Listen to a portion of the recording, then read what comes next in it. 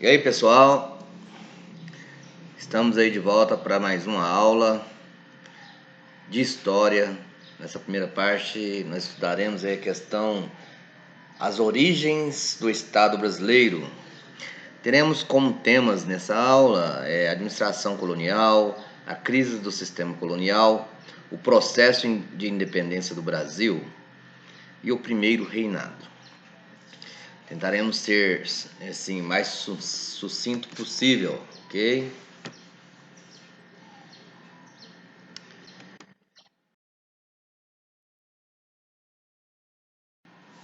As origens do Estado brasileiro. Nessa tela aí nós temos reproduzido a independência política do Brasil em relação a Portugal. A independência não significou de imediato o nascimento de um povo brasileiro, de uma identidade nacional. Isso aconteceu com o passar do tempo. Os habitantes do Brasil identificavam-se como baianos, mineiros, pernambucanos, paraenses, de acordo com as suas províncias de origem. Essa pintura foi feita por François René Moreau. A proclamação da independência de 1844 foi feito óleo sobre tela e se encontra no Museu Imperial de Petrópolis, lá no Rio de Janeiro.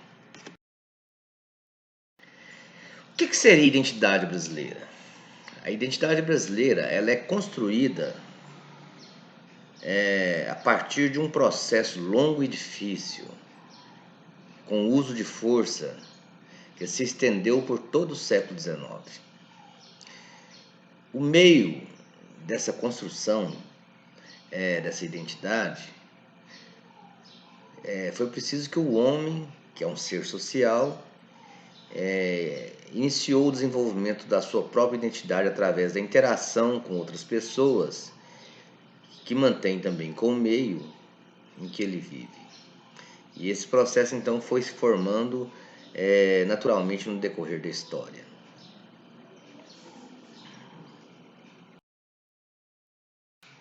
O Brasil é atualmente uma república federativa formada pela união indissolúvel dos estados, dos municípios e do Distrito Federal. Cidadãos brasileiros maiores de 16 anos têm o direito de votar e assim escolher seus representantes no governo. Porém, nem sempre foi assim. Vamos ver?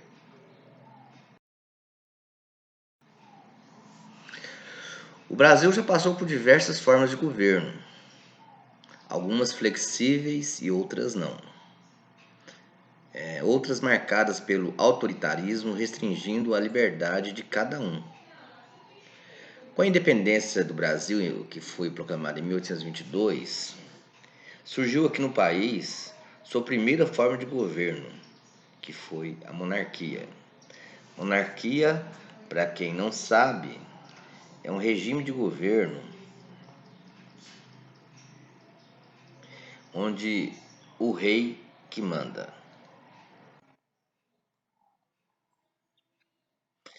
Então é uma forma de governo na qual o monarca pode alcançar o trono por sucessão ou por eleição. Existem atualmente monarquias constitucionais e monarquias absolutas, certo? E geralmente o chefe de Estado pode ser também o chefe de governo. Ele pode mandar das duas formas. Para entendermos como ele deixou de ser colônia e se tornou independente, é necessário recorrermos então ao período colonial. Formas de governo do Brasil. Entre 1882 e 1889, o Brasil passou pelo período monárquico. Posteriormente, com o golpe de 15 de novembro de 1889, a forma de governo em vigor é a República Presidencialista.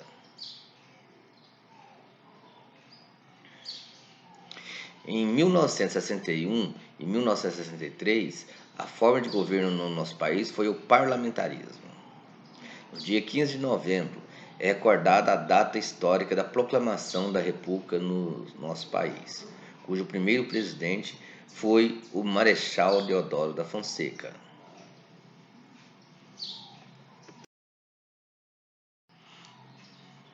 Então, o nosso Estado brasileiro tem o nome oficial de República Federativa do Brasil, a forma de governo República Presidencialista, com parlamento, bicameral, ou seja, nós temos a Câmara Federal e o Senado. A capital do país é Brasília.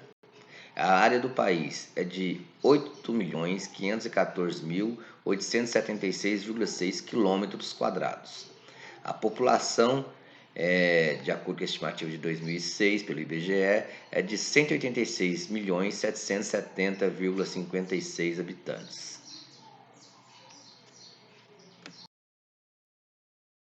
O governo português no Brasil. O Brasil foi colônia de Portugal por mais de 3 séculos, de 1500 a 1822. Durante esse período, o poder sempre foi exercido por um monarca, que governava de maneira absoluta. Então, era um regime monárquico absolutista, ou seja, centralizava todos os poderes e intervia diretamente na economia.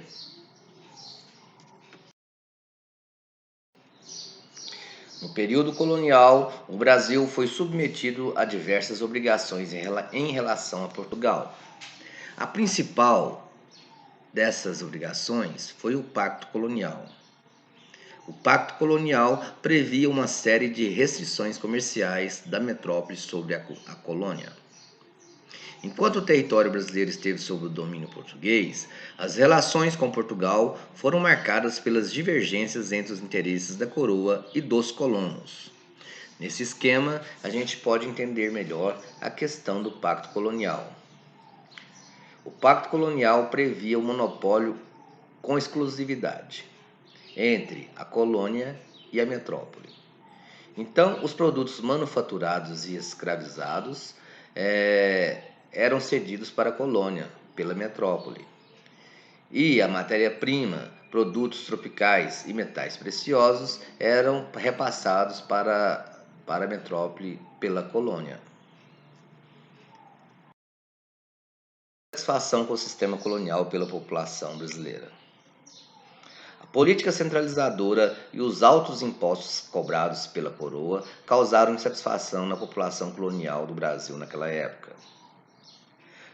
Durante os séculos 17 e 18, a situação agravou-se com o aumento do controle português sobre a economia da colônia brasileira, devido a uma grave crise econômica que atingiu a Europa naquela época.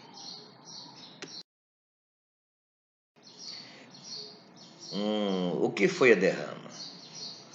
As regiões mineradoras foram as mais afetadas, com altos impostos e intensa fiscalização sobre o ouro e diamantes extraídos da região de Minas Gerais. Derrama foi a cobrança forçada de impostos a fim de recolher o estipulado em uma determinada região. Em Minas Gerais, toda a população sofria com a derrama, não somente os mineradores. Em fins do século XVIII, a queda na produção aurífera, ou seja, de ouro, resultou em atraso do pagamento dos impostos cobrados pela coroa, o que levou a coroa a instituir a derrama, dia em que os impostos atrasados seriam cobrados.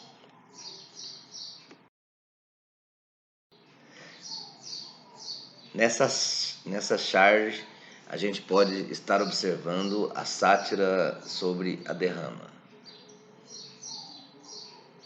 Um recurso instituído para cobrar os impostos atrasados, a região das Minas deveria entregar a Portugal anualmente 100 arrobas, ou seja, 1.500 kg de ouro. Caso essa quantia não fosse entregue, o valor restante seria cobrado de toda a população, que teria que completar em dinheiro o equivalente a 100 arrobas.